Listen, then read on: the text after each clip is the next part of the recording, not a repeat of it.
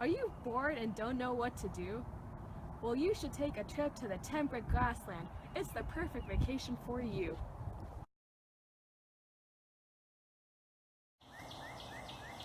Oh, hi there. I heard that you're on your way to the temperate grassland. Well, I know you're probably bored of all the flora that exists in this boring place like the forest.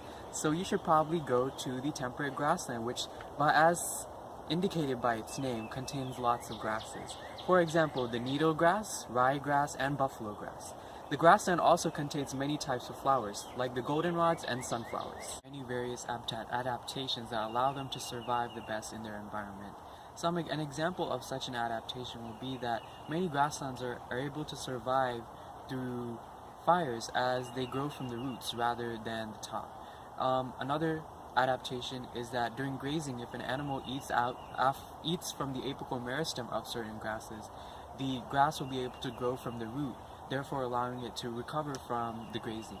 Another adaptation would be that these grasses are able to bend in the wind so they don't snap and break in half, allowing them to die. Grasslands tend to be very rich in nutrients. This is because many past generations of grasses have died off and decayed, allowing for their nutrients to be built back into the soil, allowing for future generations of grasses to grow properly.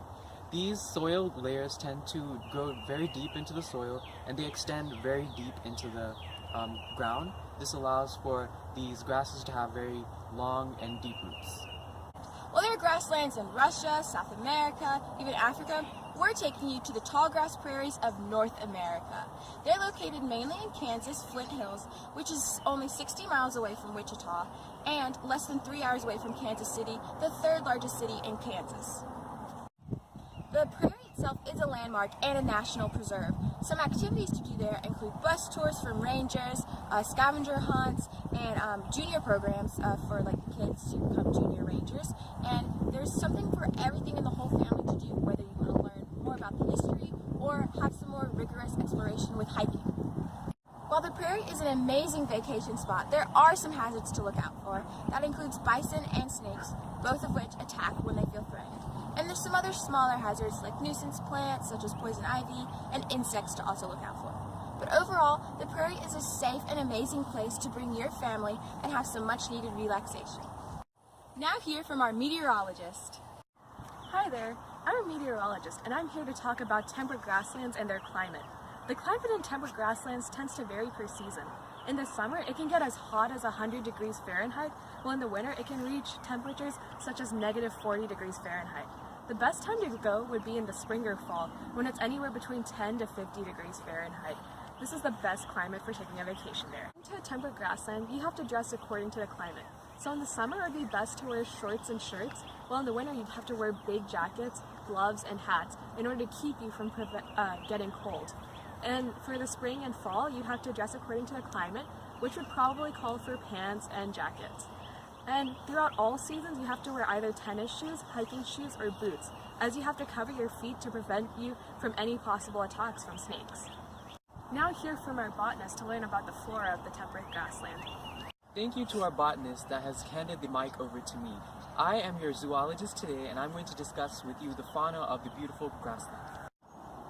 In temperate grasslands, the typical fauna include many types of grazing animals like bison and pronghorns.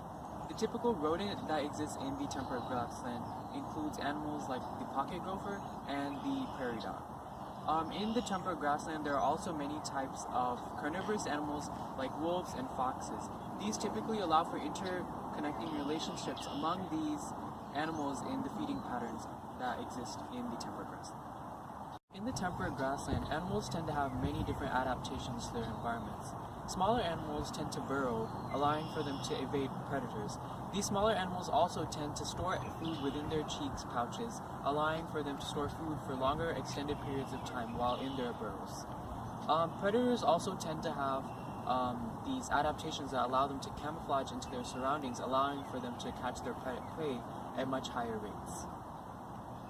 Feeding patterns in the temperate grassland include many primary producers like the grasses that were discussed by our beautiful botanist. These grasses are typically eaten by animals like grasshoppers, which are then eaten by other animals like prairie dogs and pocket rodents. while these pocket rodents and prairie dogs are typically eaten by animals like wolves and coyotes. Now that you've heard all about the temperate grasslands, do you want to go there? Well, call this number today and you can take a vacation to this beautiful place in the world.